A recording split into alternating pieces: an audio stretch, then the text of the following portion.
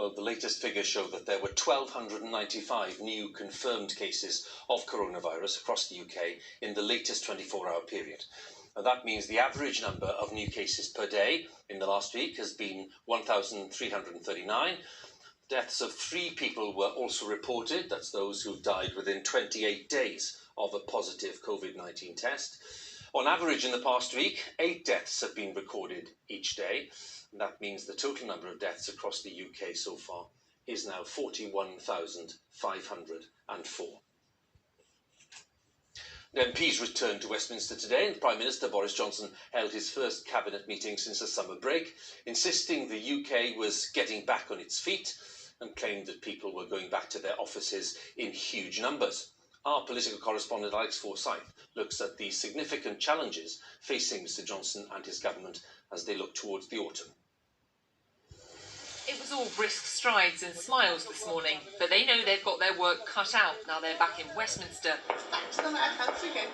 Ministers may be facing full inboxes, but some perhaps so excited there were social distance slip-ups. And with the cabinet back at their desks, the Prime Minister sounded optimistic, despite so much still uncertain. People are going back to the office in huge numbers across our country, and quite right too. And of course we know that there is still going to be more of this disease, this wretched COVID, still to come, and bit by bit this incredible country is getting back on its feet. That's certainly the hope in number 10, but there are some big challenges ahead. There's already concern on the Tory benches about how some things have been handled this summer. So, key tests for the autumn include keeping schools open safely and how ministers manage the message around getting people back to the office. So it's the beginning of the week and off to Westminster. Mask ready, hand sanitizer ready, off we go. As MPs headed back to Parliament, others were urged to go to their workplaces where safe. Ministers are mindful of the economic toll this virus is taking. As ever, though, it's a balance of risk, which some, but not all, think the government's getting right. It's great that as many people as possible can get back to work, get into the offices, get interacting again. I'm really looking forward to getting stuck in, to holding this government to account in Parliament. Top of his job list, preparation for the winter months, with coronavirus still present. The best case scenario remains a vaccine this year. While no vaccine technology is certain, since the House last met, vaccine trials have gone well. To get through this winter safely, our NHS and public health services need resources, and staff need PPE, fair pay, security and support. This remains, of course, a health crisis, but it's caused major economic problems too. There's been big government spending on support for businesses and jobs, and that has to be paid for. So expect a Tory party row about exactly how. And that's before we get to Brexit, where there's still no breakthrough in talks with the EU about a trade deal that would need to be in place by the end of the year.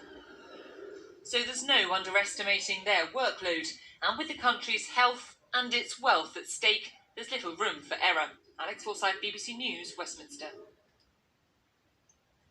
President Trump has been visiting the troubled city of Kenosha in Wisconsin after a week of violent protests following the police shooting of Jacob Blake, an African-American.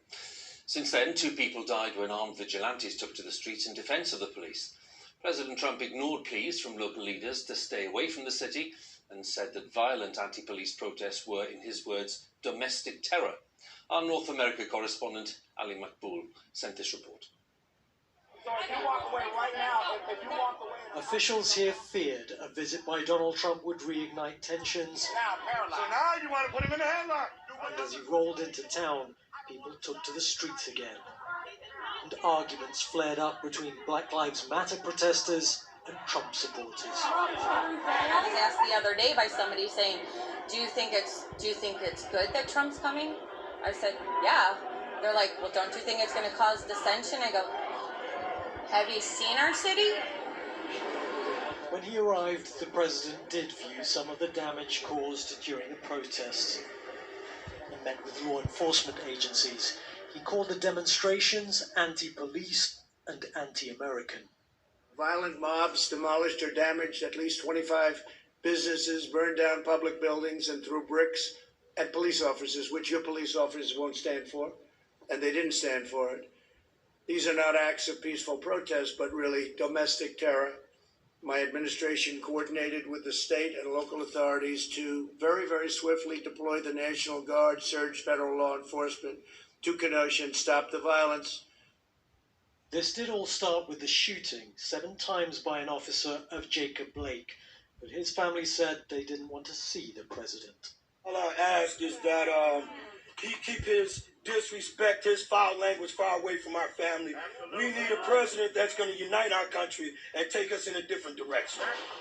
In any case, Donald Trump's focus has been law and order, looting and burning, not racial injustice. It's just a deflection, you know, it's just like, oh, look at this property damage, but look at the fact that this